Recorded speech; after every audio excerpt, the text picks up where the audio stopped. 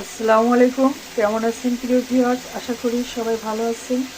আমিও আল্লাহর অশেষ রহমতে ভালো আছি, আলহামদুলিল্লাহ।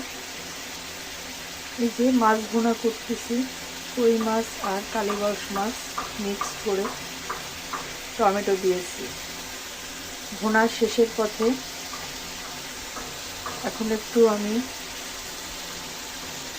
ধনে পাতা দিয়ে দেব। এই যে ধনে পাতা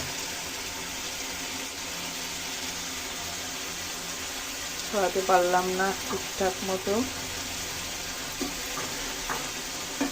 এই যে হয়ে গেছে।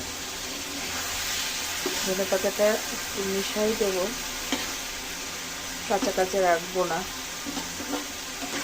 হ্যাঁ, একটু জাল হবে।